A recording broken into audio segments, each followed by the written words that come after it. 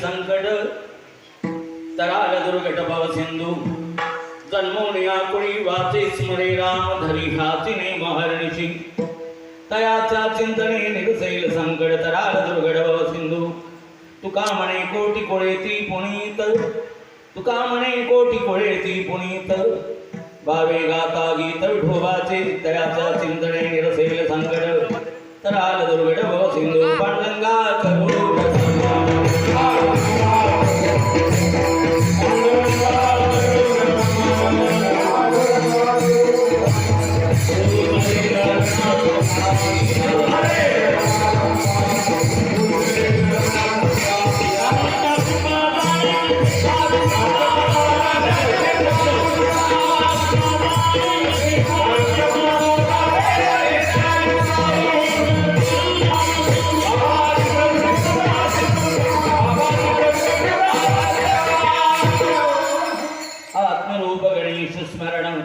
होय सकळ वेदेचे आदिकरण ते जीवनोची तरणते गुरुंते दयातिनी आठवे शब्द सृष्टी अंगवे सारस्वत आगवे दिवेशी वक्तृत्व गोडपणे अमृताते पारोमणी रसवती ओळगणे अक्षराची बाबाचे अवतरण अवतरविती निधून हाता चढे संपूर्ण तत्वबोधीते नमस्कारोणी आता ओम नमो नारायणेश्वरा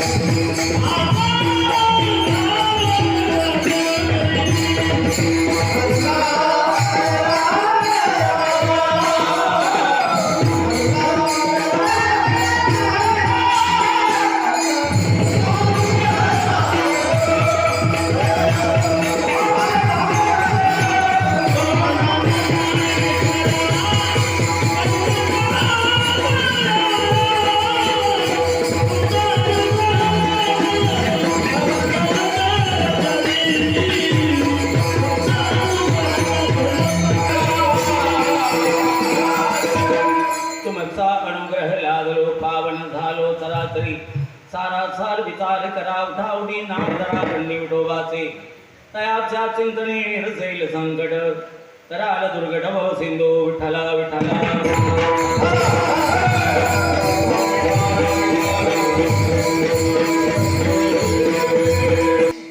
आज प्रथम दिवसाचा सोहळा आहे आणि श्रोत्यांना काही सूचना नाही निवेदन कारण तुम्ही मोठे आहात प्रभू तुम्ही मैशा ज्या मूर्ती मी दुबडा अर्चित सेवती तरी ढोल जरी गंगावती तरी शिकाराल की बालक बोबडा बोली गावा कुडा विचुका पावली ते चोद करुणी मावली जी देवी आपण मोठे आहात आणि मोठ्या अंतकरणाने आपण ज्या ठिकाणी आलेलो आहोत ते राजा रामचंद्रांचं नगर आई सीता मातेचं सासर लक्षात आणि त्याच्याही आधी राजा रघु राजे दशरथ राजे रघु राजा अच अनेक नामवंत राजांची राजधानी आणि एका काळात जगाची राजधानी अयोध्या राहिली पुढे विश्लेषण करणार आहे आणि अशा पवित्र स्थानावरती आल्यामुळे टाळी वाजवायला कसर सोडायची नाही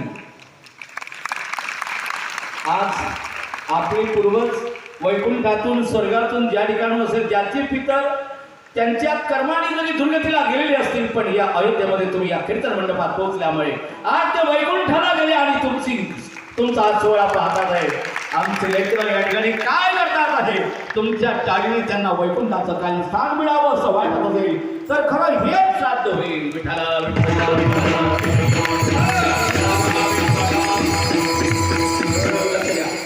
शिवीला घेतलेला अभंग जगद्गुरु संत तुकोबाराय यांचा 4 चरणाचा उत्कृष्ट असा असलेला आणि आकस्मिक माझ्या वाट्याला आलेली ही सेवा स्वप्नातही कल्पना केली नव्हती. आणि या कीर्तनात कुठलाच अंधार राहू नये म्हणून प्रत्यक्ष प्रकाशाने हजर राहावं. टाळी वाजवा महाराजांचं कौतुक करण्याकरता. पूजनीय गुरुवर्य नारायण प्रकाश महाराज जोंदाड लहानपणीचे मित्र आणि आता फार मोठं एक अधिष्ठान सांभाळतात आहे. विठ्ठल मंदिरचे ट्रस्टी आहेत, विश्वस्त आहेत पांडुरंगाचे. आणि पांडुरंगाचे विश्वस्त याच्याकरता इथं उपस्थित झाले का कदाचित रामलला मंदिरातच राहू नये आणि त्यानं गुपचूप येऊन विठ्ठलाच्या रूपात इथं उभं राहावं म्हणून प्रकाशराव हातात काठी घेऊन चाललेले असावे. की आता तिकडे राहू नका, पांडुरंगाचं स्वरूप घेऊन मी आलो आणि रामललाच्या स्वरूपात तुम्ही यावं. आता रामलला मंदिरात नाही, या कीर्तन मंडपात आहे.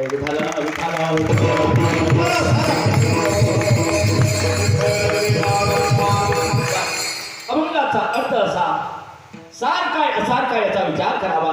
कंठात प्रभू रामचंद्र प्रभू विठ्ठलाचं नाम धारण करावं. लाभ काय होईल त्याच्या चिंतनानं संकट निरसन होईल. आणि असं संकट दूर गेल्यानंतर घडेल काय, आपल्या कोटी कोटी कुळाचा उद्धार होईल असल्या आशयाचा अभंग काहीसा प्रासंगिक हा परिहार देत अभंगाचं विवरण करूया. विठ्ठला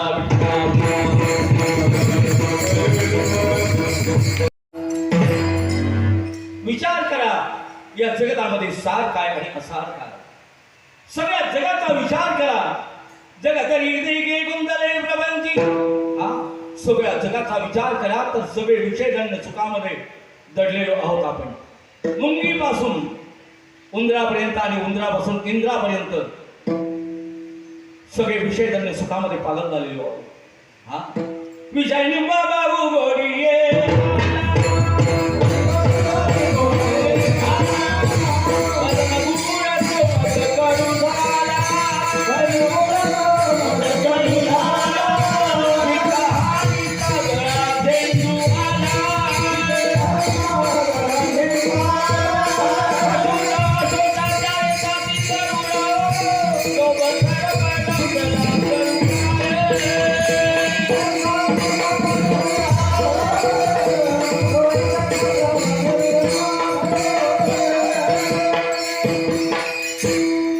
चावल्यानंतर अलीकडे इंजेक्शन द्यायची पद्धती आहे. पण पुरातन काळामध्ये साप चावल्यानंतर मांत्रिकाचा मंत्र आणि आयुर्वेदिक औषधाचा उपचार केला जायचा. बऱ्याच औषधं आपल्या घरात असतात पण त्याचा उपयोग कुठल्या प्रसंगाला कसा करायचा हे माहीत नसतं. साधा उपाय, लाजोडलीचं झाड जवळपास काहींच्या अंगणामध्ये असतं, नसलं तर लावून घ्या. ज्यांच्या अंगणामध्ये लाजोडलीचं झाड असेल त्याला भाग्यवान मानलं जातं. चुईमुई म्हटलं जातं त्याला. हात लावल्यानंतर ते एकदम फुलं चिमतात, आपले पान एकत्रित होतात. चुईमुई म्हणा, लाजोडली म्हणा. सर्पदंश झाला किंवा विंचवाचा दंश झाला, लगेच त्या झाडाच्या मुळ्या खोदायच्या, कांडायच्या आणि 2 चम्मच त्या मुळाचं पाणी साप किंवा विंचू चावलेल्या माणसाला पाजायचं. किती विषारी साप असेल तर काहीच होणार नाही. त्याच जागेवर त्या झाडाच्या पानाला कांडावं, त्याचा लेप लावावा तर विंचवाचं असू द्या किंवा सापाचं असू द्या उठत. अनेकांच्या घरामध्ये अनेक वस्तू असतात. आपल्याला लोभ रूपी साप दंश झालेला आहे. विषय सुख आपल्याला गोड वाटायला लागलं. भजन गोड आहे. विषयेंद्रिय संयोगाद्यग्रे मृतोपमं तत्सुखं सात्विकं प्रोक्तं आत्मबुद्धी प्रसादनम. विषय सुख भोगताना आनंद आहे पण परिणाम त्याचा कडू आहे. भजन आरंभाला कडू आहे पण परिणाम त्याचा गोड आहे. आणि असा भजनाचा मार्ग आपल्याला कडू वाटायला लागतो का? विषयजन्य साप चावल्यामुळे त्याचं विष आपल्या अंगात इतकं भिनलं की आता जगातल्या प्रत्येक वस्तू आपल्याला विषय सुखाने गोड वाटायला लागले. पण हे विष उतरलं हे समजावं कधी? भजनाचा कैफ घेतल्यानंतर विष उतरतं, विषयजन्य विष उतरतं आणि आपल्याला भक्ती मार्गात गोड वाटायला लागतो. पण हे कधी समजावं? ज्या वेळेला सापाचं विष उतरलं की नाही हे पाहण्याकरता डोक्याचं केस उपडल्या जातं, एका ताटात पाणी घातलं जातं, त्यात केस सोडल्या जातं आणि ते केस साप आहे काय? केस आहे. बघ रे, ज्याला साप चावला तो म्हणतो साप आहे तर विष उतरायचं आहे. आणि त्याने जर म्हटलं हे डोक्याचं केस आहे, समजावं याचं विष उतरलं. तसं आपल्याला विष चढलेलं आहे विषयाचं, हे उतरलं कधी समजावं ज्या वेळेला संत समागम गोड वाटायला लागेल, रामनामाची रती आपल्या अंतकरणात वाढेल, त्यावेळेला याचं सुख विषयाचं विष उतरलं हे गृहीत धरावं लागतं. विठाला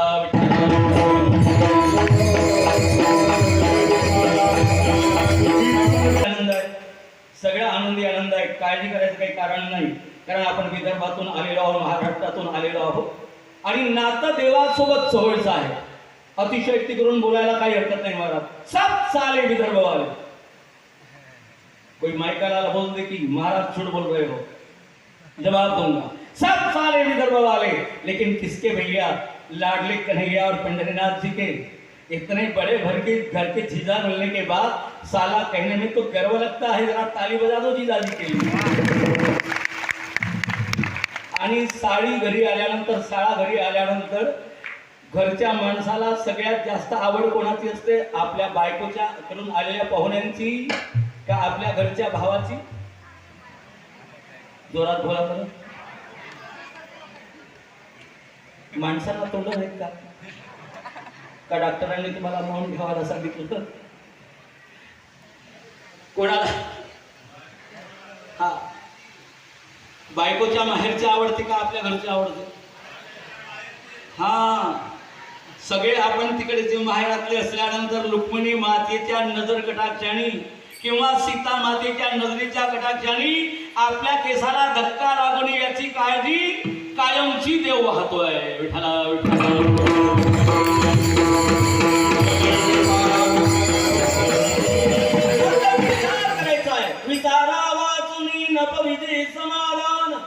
विचाराशिवाय समाधान मानवी जीवनात नाही. तो विचार कोणता? जग खरं आहे की परमात्म रूप खरं आहे, हा विचार करायचा आहे. सार विचार करा उठाउठी, पण विचार करताना वेळ लावायचा नाही, वेळेच्या आत विचार करावा. 9 वाजेला 5 मिनिटं कमी असेल त्याच्या पुढे जाता येत नाही, कारण सगळी थकलेली आहे नाही का? सगळी थकलेली आहे, काही काळजी करायचं कारण नाही.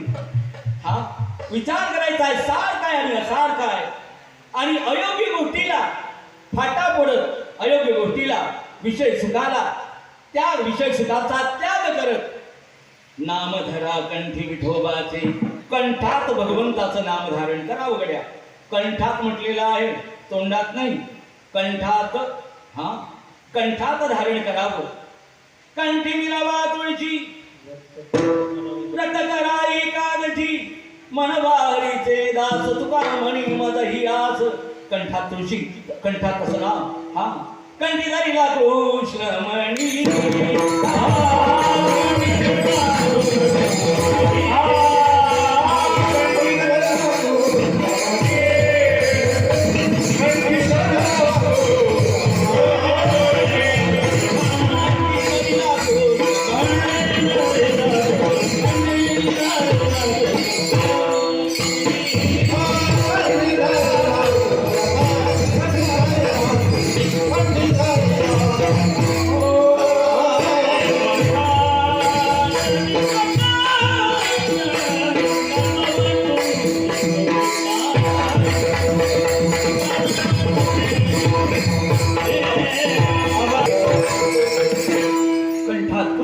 धारण करावं. या महाराज इकडच्या मला एकट्याला कीर्तन नाही सांगता. कंठात भगवान कृष्ण नाममणी धारण करावं. परिणाम काय होईल? अवघा गणी प्रकाश. सार होतं भगवंताचं नाव आहे. हा, आणि सार नाम जप कोण करायला लागला? भगवान शिव. सार सार सार विठोबा,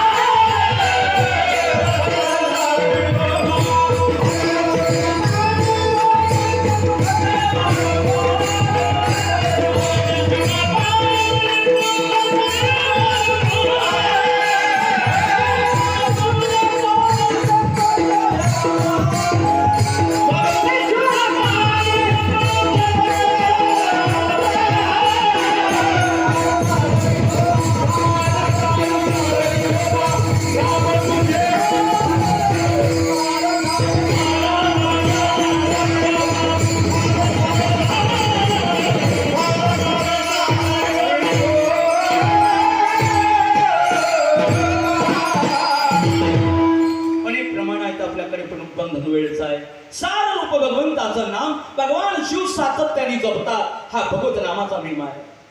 भगवत नामाचा महिमा शंकराने ज्याचा जप करावा.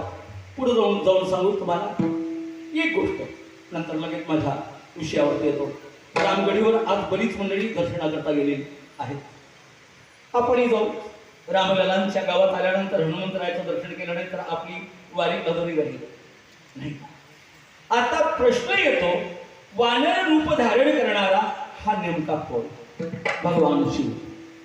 भगवान शिव राम अवतार होणार आहे आणि राम अवतारामध्ये सेवा रामाची करायची आहे. पण आपल्याला राम मानव आहे, मानवापेक्षा निकृष्ट प्रतीचं शरीर धारण करायचं आहे. निकृष्ट प्रतीचं शरीर. मी जर मनुष्य शरीर धारण केला, मनुष्य देह धारण केला तर निश्चित मला रामाच्या बरोबरीचा देह मिळाला असं होईल. आता रामरायाने भगवान महाविष्णूने राम रूपामध्ये मानव देह धारण केला. मला त्यापेक्षा कनिष्ठ स्वरूप मिळावं याकरता रामरायाची सेवा करण्याकरता भगवान सांब सदाशिव वानराच्या रूपामध्ये अवतीर्ण झाले. अंजनीच्या तपासाठी महारुद्र आले पोटी. हा महारुद्र भगवान शिव रामरायाची सेवा करण्याकरता वानराचं रूप धारण करून आले. त्यावेळेला रामललांनी, या नगरात राहणाऱ्या रामललांनी आपल्या अवतार समाप्तीच्या वेळेला इतिहासात जगात कुठेच असा प्रसंग नाही, असली कृती या ठिकाणी केली. ती कृती आहे निजधाम गमन करताना शरीमध्ये आपल्या सगळ्या गावकऱ्यांना नेलं. स्वतः रामलला उभे राहिले आणि शरीरामध्ये डुबकी मारली तर सगळ्यांकरता देह त्यांचे नष्ट झाले. दिव्य विमान आले आणि अख्खी अयोध्याच वैकुंठाला घेऊन राम गेले. हा रामाचा पुण्य प्रताप आहे. ज्याला ज्याला वाटतं आपण सदैव वैकुंठ गमन करावं किंवा रामललांच्या कृपाशीर्वादाने यमानी आपल्याला हातच लावू नये, त्यांनी आयोजित केलेल्या कुठल्याच कार्यक्रमाला दांडी मारू नये. इमानदारीनं ज्ञानेश्वरीचं पारायण, हरिपाठ, कीर्तन, काकडा याचा लाभ घ्यावा. तुम्हालाही सदैव वैकुंठालाच जाण्याची पाळी येईल. विठ्ठला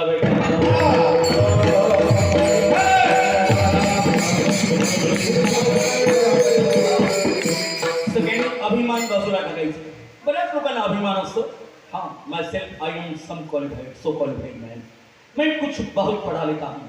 कोणाला शिक्षणाचं घमंड केलं, कशाचं घमंड, काही घमंड करायचं नाही. सध्या सिरीज चालू आहे क्रिकेटची. बांगलादेश सोडून महाराज तुम्ही बघितली का? इकडचं संपत नाही तर ते कधी बघायचं. मामाने कारण भोजन कक्ष आणि कार्यक्रमाचं नेतृत्व तिकडे बसलाय बरं का.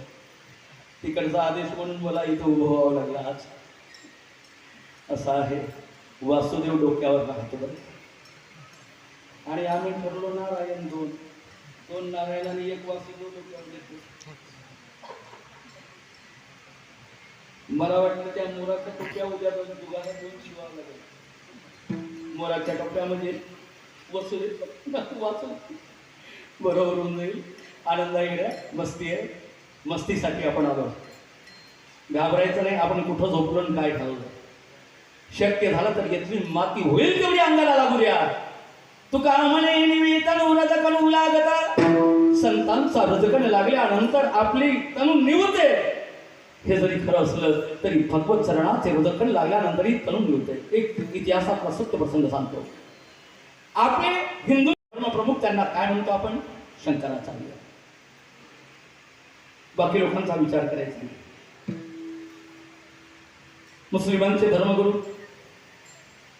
वेगळे, ख्रिश्चनाचे धर्मगुरू पोप जॉन पॉल म्हणतात त्यांना. आणि पोप जॉन पॉल भारतामध्ये आले. 700 विमानं घेऊन आलेले होते. आपल्यासारखं नाही असं हेलिकॉप्टर 4-5 घेऊन आलं, खाली बसलं, मनुष्य 500 पाहायला. विमानं किती होते? 700. He was present in India with 700 aeroplanes. 700 विमानांनी लँडिंग केलं. आणि पोप जॉन पॉल ख्रिश्चनांचे धर्मगुरू मुंबईच्या सहारा विमानतळावर उतरले. उतरल्यानंतर लगेच लोटांगण घातलं, तिथली माती घेतली आणि आपल्या मस्तकाला लावली. त्याला पत्रकार लोक विचारायला लागले, surprise sir, what are you doing here sir? काय करायला लागली तुम्ही? काय आश्चर्य आहे? त्याला पोप जॉन पॉल यांनी उत्तर दिलं, मी भारतात आलेलो आहे जिथल्या मातीमध्ये राम खेळला आणि कृष्ण खेळला, ज्यांच्या पदस्पर्शाने या देशाची मातीचा कण आणि कण पवित्र झाला, ती माती माझ्याकरता तीर्थ आहे आणि ख्रिश्चन धर्मगुरु सम्राटाने ती माती आपल्या डोक्याला लावावी. त्या सम्राटाच्या गावात आपण आहोत, इथली माती अंगाला लागू. क्या बात, काय अयोध्येचा महिमा आहे. हा अयोध्येचा महिमा आहे गड्या. लक्ष द्या, कशाच घमंड ठेवायचं नाही. गावचे एक सदन श्रीमंत पाटील थोडासा विरंगुळा करण्याकरता 2 मिनिटं घेतो. आचार्य मंडळीची क्षमा मागू, नाहीतर म्हणतील महाराज नाही सरळ सरळ जाय, काही एकट्यात काही नाही. बऱ्याच लोकांचे बरे चालूच असतात. सगळ्यांना संतुष्ट करावं लागतं. हा, किमान सगळ्यांना संतुष्ट करताना आलं नाही तर थोडासा चिमटा घेऊन पुढं जायचं. आपली सगळ्यांची क्षमा मागू. एका गावातले श्रीमंत पाटील आणि त्यांना क्रिकेट पाहण्याची इच्छा झाली. सगळ्या गावकऱ्यांनी ठरवलं, विमानतळावर नेलं. विमानात बसण्याकरता त्यांना पोहोचवून दिलेलं आहे. त्यावेळेला स्वागत कक्षामध्ये बसलेली ती मुलगी विचारायला लागली, डू यू वॉन्ट तिकीट. आता याला काही इंग्रजी कळेना. हा ग्रामीण क्षेत्रातला पाटील, हा इंग्रजीच्या बाबतीमध्ये अनभिज्ञ असलेला. Have you got the visa. अहो तुम्हाला विसा मिळाला काय, बाहेर देशात जाण्याकरता विसा लागतो. तेव्हा काही उत्तर देता नाही. ब्लडी बाटट गेट आउट. बाहेर काढून दिलं, चिंगल्या फुलासारखं तोड केलं. गावाकडे आलं. ज्या ज्या तरुण मुलांनी याला निरोप दिला होता ती सगळी मुलं म्हणाली, काका कसे आला तो, तुम्हाला तर मी पेढे दिलेले होते, रसगुल्ले गुल्ले दिलेले होते, हा मगाशी गुलाबजाम चालले होते, 4 काढले होते. आणि असं असताना तुम्ही व्हाय युअर वेट लवटकेट किंवा आहे. त्यावेळेला उत्तर देताना बोलायला लागले, अरे ती म्हणत होती रे, पोरगी होती 22 वर्ष वयाची, ती म्हणायला लागली तुम्हाला इंग्रजी येते का, विसा आहे का.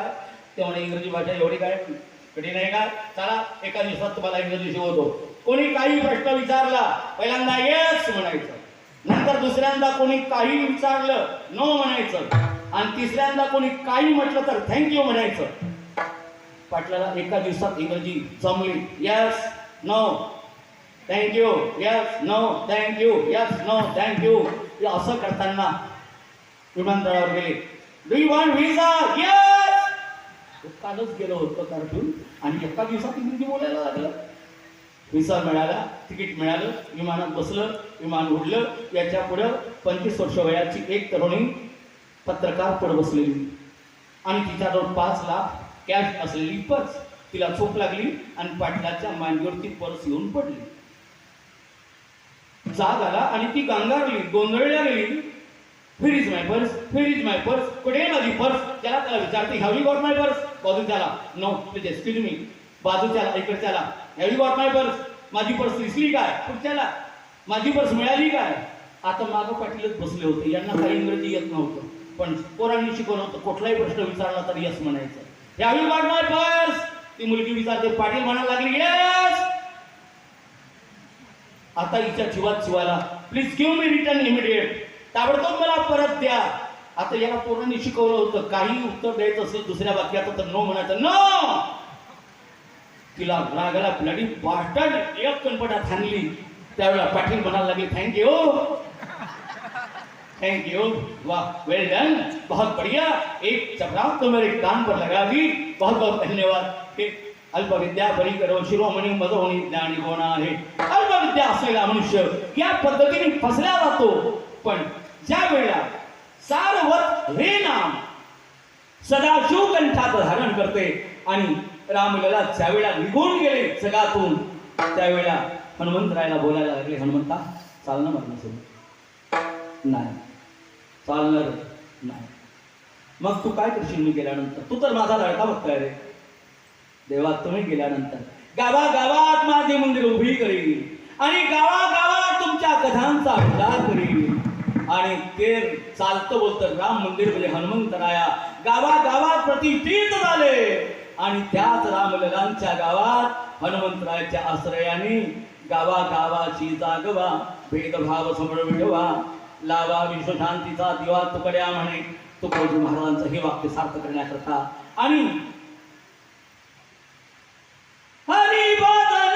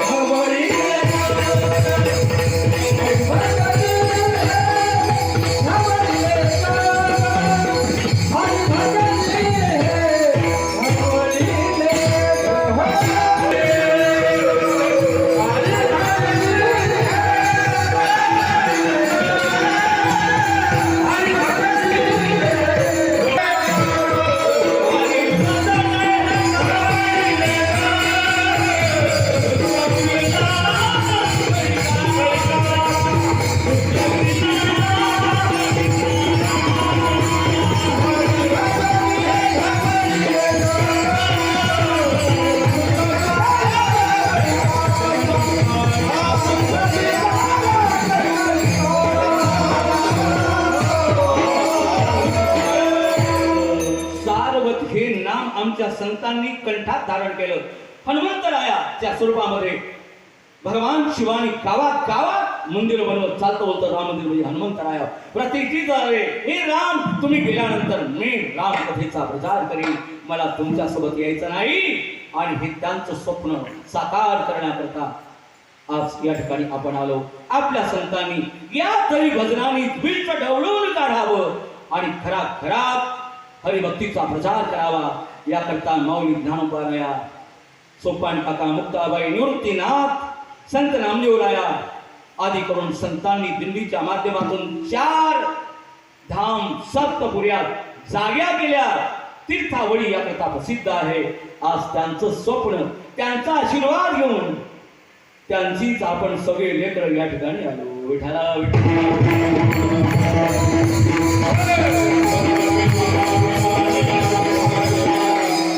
विचार करायचा आहे आता सार. आणि संतांनी जो मार्ग दिला, ज्या हरिभजनाने विश्व ढवळलं ते विठ्ठल नामधरा कंठी विठ्ठलाचे. पण यांचं चिंतन केलं तर आपल्याला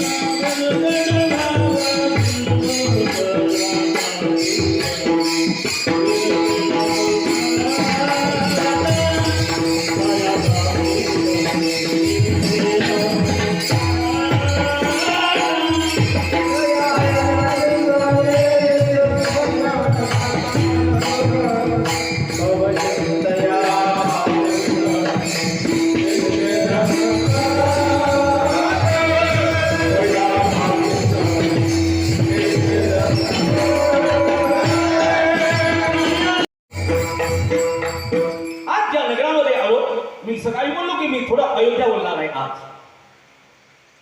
पूज्यने वैकुंठवासी गुरुवारी हरिभक्तीपरायण माधव महाराज नगरांचा हा संकल्प आणि या संकल्प सिद्धीला नेण्याकरता आलेला हा जड समुदाय आपलं यात पारमार्थिक आणि व्यवहारिक नातं आहे. विदर्भातल्या मंडळीचं या अयोध्येशी नातं आहे. आपण आपल्या लेकीच्या गावात आलो. राजा अदाची धर्मभक्ती विदर्भाची राजकन्या होती. तत्पश्चात श्रीकृष्णाच्या स्वरूपामध्ये अवतरित झालेल्या परमेश्वराला वरमाला घालण्याकरता जगाची आई सीता रुक्मिणीच्या माध्यमातून विदर्भ राजकन्या म्हणून मिळाली आणि भगवंताचा संसार उभा झाला. या व्यवहारिक नात्यामध्ये विदर्भाचं आणि अयोध्येचा अतूट संबंध राहिला.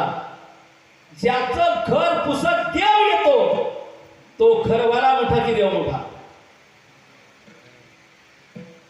प्रश्न आहे मला. ज्याचं घर विचारत देव येतो तो घरवाला मोठा की देव मोठा? घरवाला. घाबरू नका, घरवाला मोठा. ते सगळे मोठे घरवाले तुम्ही आहात. तुमचं घर विचारत अयोध्येच्या राजसिंहासनाचा त्याग करणारा राजा राम सीतेसहित आपल्या दारात आला. त्या खानदानी जन्माला आलेले तुम्ही आहात.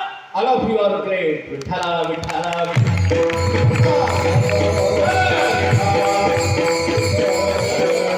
सर्व मोठे आहात. नागपूर जिल्ह्याचा संबंध येतो रामटेक तीर्थक्षेत्राच्या माध्यमातून. हात वर करून पण करावा परमेश्वराने. निशिचा राही न कराव माई बुजबुटाई पण किन्न ऋषी जानके आश्रमी जाई जाई दर्शन. म्हणून गौरवाने म्हणावं लागतं रामटेक नागपूर जिल्ह्यातली अयोध्या आहे. चला पुढे यवतमाळ जिल्ह्यात शिंदे महाराजांच्या परिसरात जाऊ. रामचंद्र परमात्मा आई जानकी आणि लक्ष्मणासहित पंचवटी नाशिकला जात असताना एक मुक्काम त्यांचा यवतमाळ जिल्ह्यात आहे. ते स्थान आहे. कोणतं स्थान आहे महाराज? कीर्तन करायला तुम्ही उभं व्हावं. आणि प्रश्न आम्हाला विचारावा काय, कारण नारायण शेंडे इकडे आहे, नारायण शिंदे तिकडे आहे. प्रश्न विचारायला काही हरकत नाही, कारण सलगीचं नातं आहे. कुठले सीतामातेनं स्नान केलेलं स्थान कुठे आहे? चला तुम्हाला जवळचं सांगतं. बाभुळगाव तालुका, जिल्हा नागपूर, आपलं यवतमाळ. गावाचं नाव सांगा.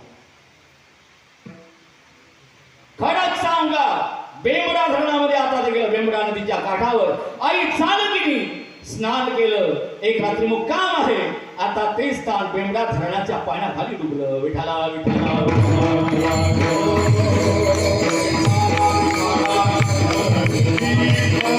अनेक अनेक स्थानं आपल्याला बोलता येतील. ज्या नगरात आपण आहोत त्या नगराची विशेषता काय? राजा रोहिणी यज्ञ संपन्न केला. स्वर्गीय देवता प्रसन्न झालेल्या, उभ्या राहिल्या. Raja Raghu, you can ask us, हमें आप कुछ मांग सकते हो. काही मागा. काय मागू मी? काय मागू मी? कुठली गोष्ट कमी आहे माझ्याकडे तर आपल्याकडे मी हात पसरवावा. एवढंच करा देत असाल तर. मला कोणत्याच देवाला काही मागायचं नाही. पण हे पावन देव, मी तुम्हाला मागणी मागतो. काय? माझा देश कृषीप्रधान देश आहे. पहाटेपासून उठणारी माझ्या देशातली महिला घरातली कामं राबून करत असताना शेतातही काबाड कष्ट करते आणि अशा थाकलेल्या अवस्थेमध्ये पहाटेपासून घरात राबणारी गृहिणी दिवसभर काम करून थकत असताना दुपारच्या विश्रांती करता एखाद्या झाडाखाली झोपलेली असावी आणि सोसाट्याचा वारा यावा. तर असा वारा अकस्मात आल्यानंतर तिच्या छातीवरील शेवाचा पदर उडू नये एवढीच माझी मागणी पवन देवा आपण पूर्ण केली. ती मागणी राजा रघुनी आपल्या जनतेच्या करता आई मातृशक्ती करता मागावी. त्या नगराची मर्यादा किती मोठी असेल? विठा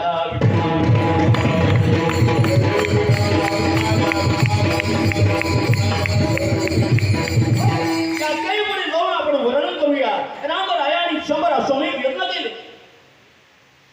काही वेळा आईसाहेब सोबत होत्या, काही वेळा नव्हत्या.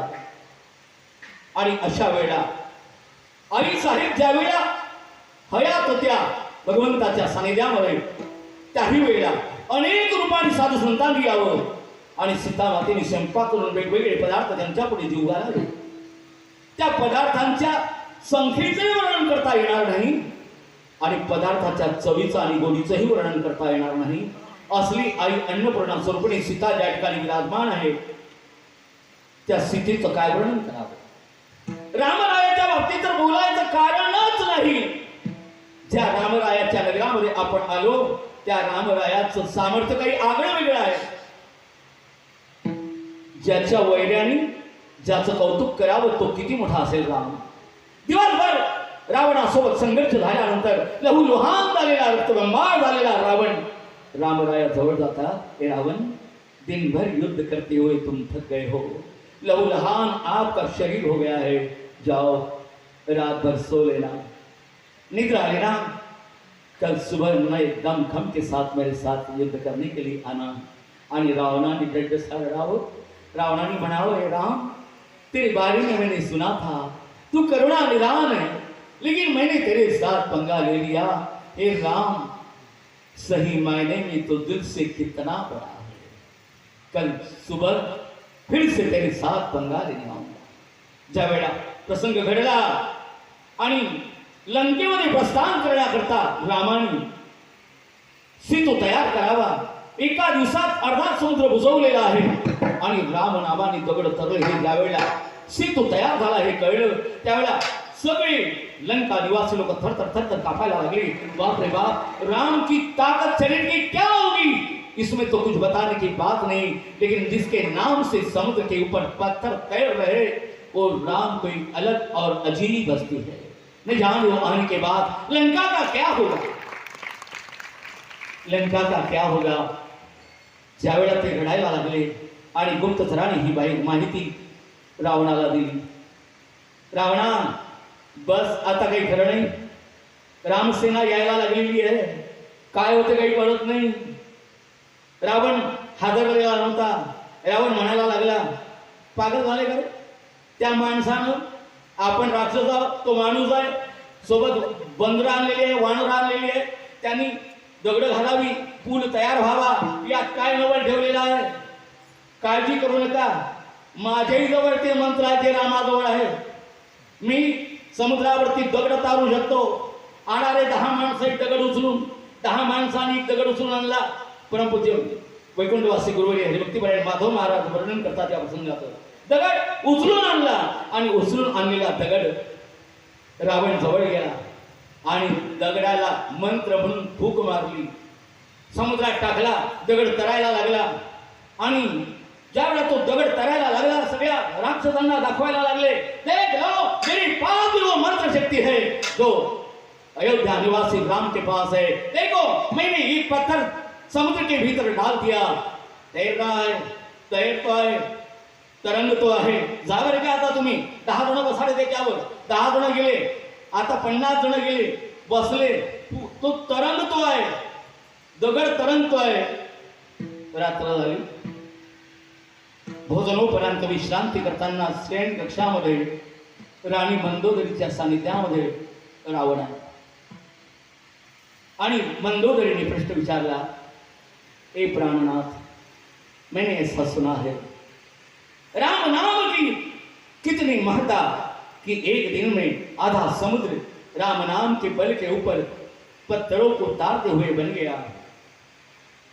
लेकिन मैंने सुना है, बाइक वाइक करता होशियार सा, मैंने सुना है क्या आपने भी एक पत्थर डाला और वो भी तैर रहा है ना, उसको डूबने का कोई चांस है.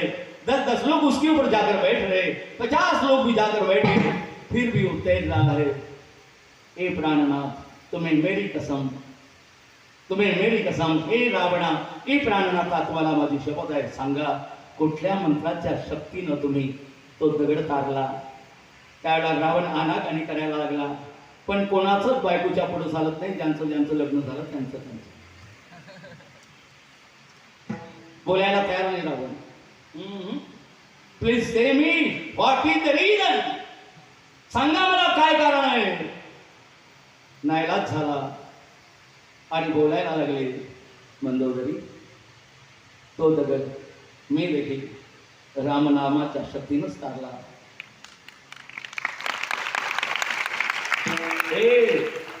मंदोदरी ऐक बरं का, कुठला मंत्र म्हटला का मी सांगू तुला. ऐक, मी म्हटलं, ए दगडा, तुला रामनामाची शपथ आहे, डुबला तर. आणि याकरता रामनामाची शपथ घालून दगड सोडला आणि दगड तरंगायला लागला. माझ्या शक्तीनं तरला नाही, रावणाचा हात लागला, पण राम नामाची त्यावरती मुद्रा लावली आणि दगड माझ्या हाताने तरंगला. त्या रामाच्या नगरात आपण आहो. काळजी करायचं कारण नाही, घर विसरून जा आणि विचार एकच करा, अभंगाच्या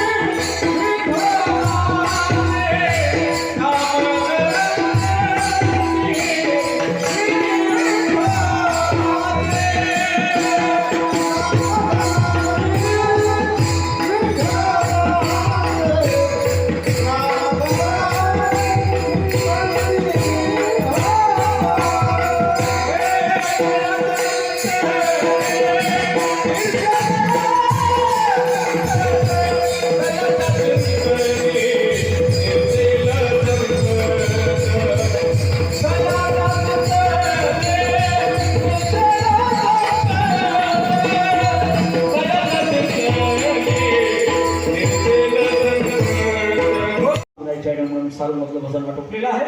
उर्वरित वेळामध्ये मर्यादेनुसार अभंगाचं चिंतन करूया. सारासार विचार करा उठावटी नाम धरा कंठी विठोबाचे तया त्या चिंतने निर्भय संकट तणाला दुर्भर भाव सिंधू. पण आता आपण नाम स्मरण केल्यामुळे नेमकं होतं काय? ज्या कुळामध्ये वैष्णव जन्माला चालेला नाही, ज्या कुळात जय कुळी नाही काही वैष्णव त्याचा गुणी बघायला नाही ताबा. आता पितृपक्षाचा कालावधी चालू आहे आणि पितरांचं चिंतन पितरांचं तर्पण करण्याकरता आपण सगळे जण श्राद्ध करायला लागलो. सगळे महाराज पाहावर का 29 तारखेला निघालच पाहिजे, 30 ला आलंच पाहिजे, पप्पा उपाशी राहते. आता बऱ्याच पोरांना बापाची इस्टेट चालते पण बापाचं श्राद्ध चालत नाही, कोणाला तेलबी चालत नाही. त्या लेकरांना काय म्हणावं हा मूर्खपणा सोडून द्या. ज्या बापाने आपल्याला जन्म दिला, आईने दूध पाजलं, त्यांचं श्राद्ध पक्षात श्राद्ध अवश्य करावं. पण ज्या कुलामध्ये वैष्णव जन्माला येतो, अखंड भजन करताना आपला वेळ घालवतो, त्याचे पूर्वज वैकुंठातून त्याला आशीर्वाद देतात. आशीर्वाद देतात. आम्ही नरकाला गेलो होतो पण ये पुत्रा तुझ्या केलेल्या परमभक्तीच्या पुण्याईनं आम्हाला स्थान नरकामधलं कारण आणि योग्य असं वैकुंठ मिळालं. बस एक नियमही आहे. श्राद्ध पक्षामध्ये पितरांचं तर्पण करण्याकरता पद्मपुराणावर असा प्रसंग येतो.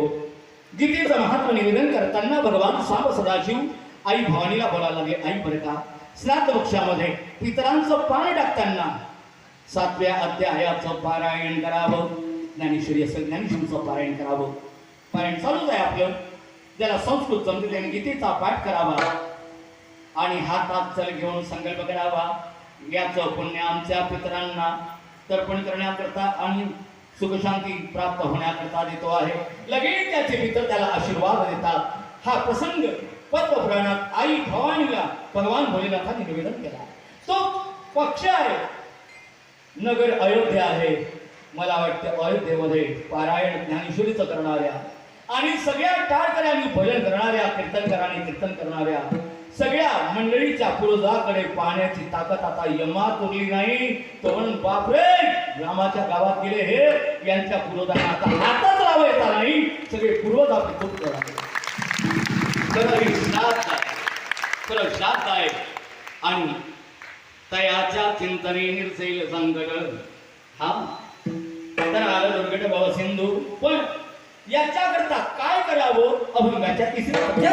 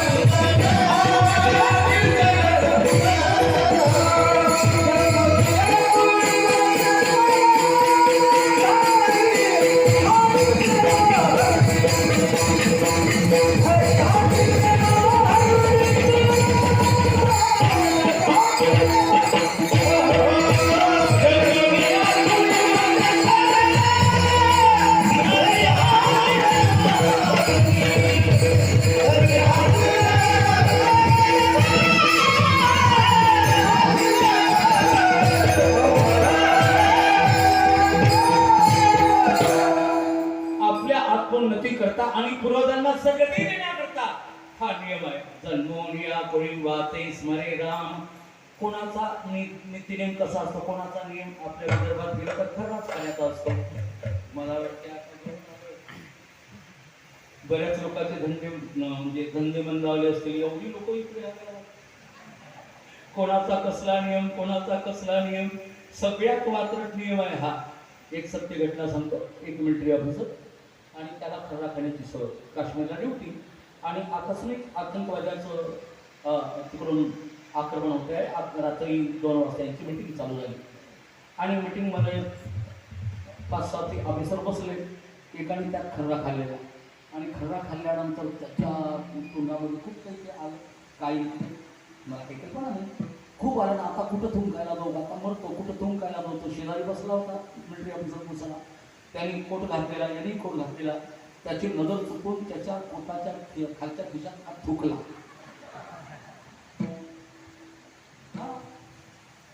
नाही, आपल्या इथं कोणी खात नाही, टेन्शन नाही.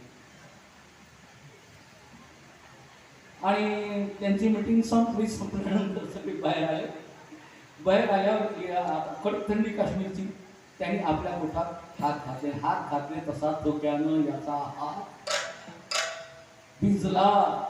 यांनी ताडलं. माझ्या शेजारी कोण बसलं होतं म्हणे अमुक एक काना आणली, एका थांबतच त्याला खाली पाडला. म्हणून खर्रा खाणारा कुठे धुंकेल याचा नियम नाही, आणि दारू पिणारा काय बडबड करेल याचा काही नियम नाही. लक्षात, कुणाच जन्माला यावा मुलगा हरिभक्त, पण नियम कोणता असावा? जन्मोनिया कोणी वाचे स्मरी राम, राम नामाचा नियम असावा. राम राम दोन्ही अक्षरे, सुलभ आणि सोपे रे. राम राम दोन्ही अक्षरे, राम राम दोन्ही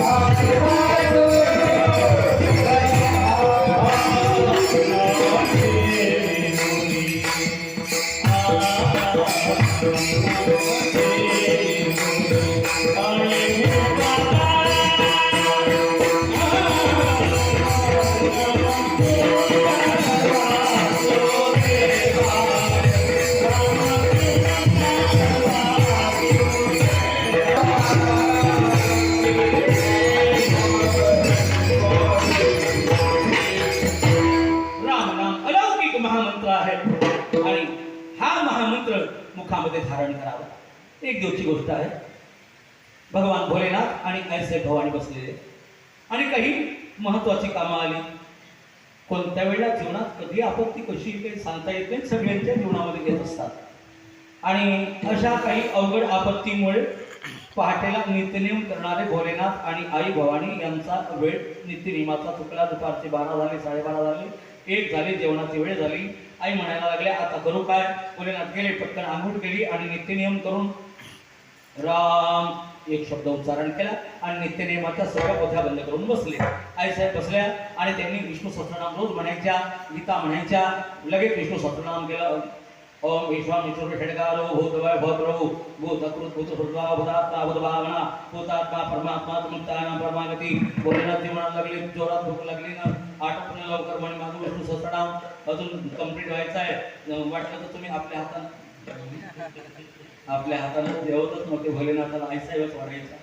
त्यावेळेला भोलेनाथ बोलायला लागले सगळ्यांनी, ऐका सगळ्यांना वेळ कधी कधी अडचणीचा येतो.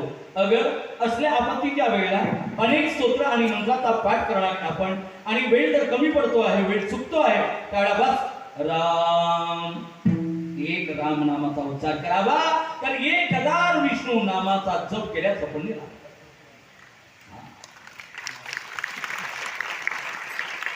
एकच म्हणायचं राम विष्णू, 1000 विष्णूच्या नाम जपाचा लाभ होतो. शंकराने किमया केली, नाम रामाचं कंठात धारण केलं आणि ध्यान करताना रूप कृष्णाचं धरलं. विठ्ठला विठ्ठला.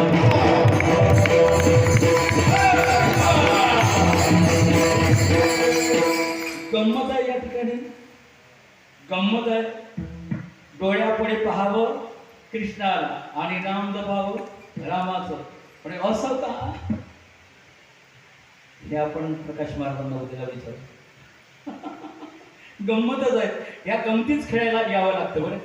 विसरून जायचं सगळं, घर विसरायचं, प्रबंध विसरायचा आणि भगवत भक्तीमध्ये असं तन्मय व्हायचं की रामाने यावं आणि म्हणावं हरिपाठ खूप खेळलात कडे तुम्ही, आज मी तुमचे पाय चालणार. सीता मातेने यावं आणि आपल्याला म्हणावं पारायण करताना खूप थकलास का तुम्ही, का गं तू थकलीस, काय देऊ तुला चहा कॉफी देऊ. सीतेने आपलं विचारावं आणि हे विचारण्याकरता ते उपस्थितच आहे, फक्त तेवढी तयारी ठेवा. अयोध्येला फुकट नाही आलो आपण, आणि त्यांना काळजी आहे आपली. नाहीतर 3 ट्रेन रद्द झाल्यानंतर 150 बसा एका तासामध्ये तडजोड करून आपण इथं पोहोचावं. ही क्रांती रामरायाच्या घडूची आहे, अन्यथा आपल्याला पोचताच आलं नसतं. लक्ष द्या, योग आहे जन्मोनिया कोणी वाचे स्मरे राम, बस. पण दरी हाची नेम अरणीची, अखंड हा नियम धरायचा, आणि अखंड ज्यांनी हा रामनाम जपाचा नियम केला त्याला काय मिळतं? अभंगाच्या शेवटच्या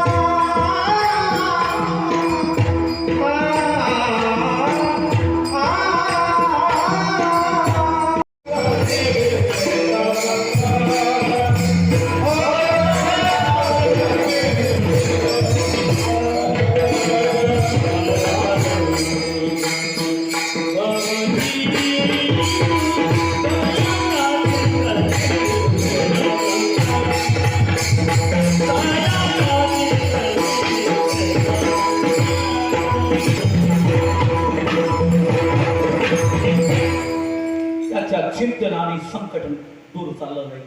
अनेक लोकांचे अनेक प्रसंग आहेत.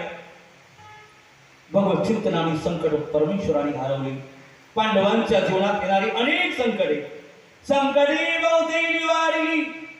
अनेक संकट परमेश्वराने निवारण केली. चिंतन करणाऱ्या साधक स्त्री पुरुष कोणी असू द्या, पशु पक्षी असू द्या, पण चिंतन करणाऱ्या त्याच्या माग पुढे परमात्मा त्याच्या नाम स्वरूपाने उभा राहतो आणि संकट दूर करतो. बस अनेक प्रसंग सांगेल मी तुम्हाला, पण वेळ नाही. पुढे जाऊया आपण. परमेश्वराच्या नावाचं हे अलौकिक सामर्थ्य आहे. वेळेतच आपल्याला गाडीला विराम द्यायचा आहे. म्हणून संप्रदायाच्या शिस्तीनुसार ज्यांना ज्यांना हात आहे, जे हात सोबत घेऊन आले त्या सगळ्यांनी दोन्ही हात वर करावे. दोन्ही हात, दोन्ही हात. रामराया कॅमेरा घेऊन बसलेले आहे. आपला व्हिडिओ किती दुरुस्ती करेल. 2 हात कमी आणि त्या ठिकाणी 2 पाय लावी. याकरता सगळ्यांनी हात वर, सगळ्यांनी गजर करायचा. विठोबा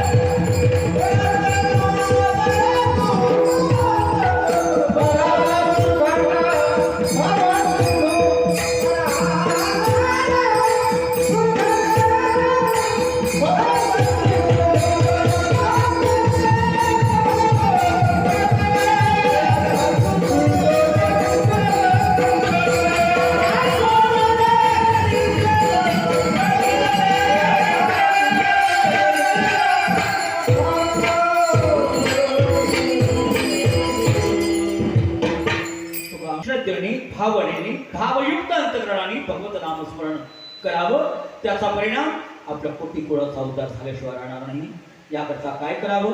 सारा सार विचार करावं डावडी नामदरा कंठी विडोबाची दयाच्या चिंतने मिरसैल संकट धराळ दुर्गट भाव सिंधू जन्मोनिया कोळी वाची स्मरे राम धरी हाती निवारणीजी तुका म्हणे कोटी गोळे ती पुनीत भावे गाता गीत विडोबाची दयाच्या चिंतने मिरसैल संकट धराळ दुर्गट भाव सिंधू.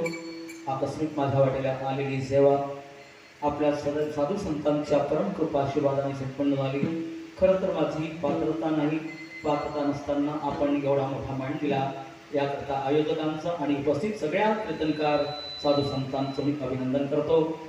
तुम्ही संत माझी आकडा करा दृष्टीचा बोला तरी तुम्हा मानी एवढा होईल नाही. बालक बोबडा बोली कावा कुडा जुगा पावली ते चौद करुणी मावली विधे देवी. सगळ्यांच्या चरणावरील ही सेवा समर्पित करतो. सगळीच एवढे बसलेली आहे.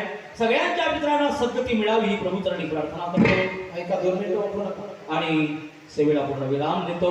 दोन्ही मृदंग सम्राटांचं खूप खूप कौतुक करतो. गायकांचं कौतुक करतो. नाव मला ज्ञात नाही तरी सगळ्यांनी एकदा जोरदार टाळी त्यांच्या गावाजवळ आनंद घेणार आहोत. आणि माझ्या पित्ता सगळी वरिष्ठ मंडळी उद्यापासून कीर्तनाकरता या ठिकाणी आपल्याला मिळते आहे. त्यांचा सगळ्यांनी लाभ घ्यावा. उद्या पहाटे 5:30 ते 7:30 11 वाजून तत्पश्चात 6:30 ते 7 विष्णू सहस्रनाम, सकाळी 7 ते दुपारी 12:30 वाजेपर्यंत ग्रंथराज्ञांशरीचा पारायण सोहळा, दुपारी 3 ते 5 या कालावधीमध्ये ज्ञानेश्वरीवर प्रवचन, 5:30 ते 6:30 हरिपाठ आणि उद्याला निजीर वेळेवर सायंकाळी 7 ते रात्री 9 वाजेपर्यंत हरिकीर्तन होईल. सगळ्यांनी या हरिकीर्तनाचा लाभ घ्यावा आणि सगळ्यांनी उपस्थित राहून प्रत्येक कार्यक्रमात चौकुंड संपादन करावं. पूजनीय गुरुवर्य हरिभक्ती परायण प्रकाश महाराज झोंजाड यांचं हरिकीर्तन उद्याला आहेत. पूजनी महाराज सहपरिवार या ठिकाणी येऊन पोहोचलेले आहेत. त्यांचे टाळी वाजून आपण अभिनंदन करूया. आणि ज्या माऊलीच्या कृपेने आपण या ठिकाणी पोहोचलो त्या माऊलीचा आघोष करूया. ज्ञानेश्वर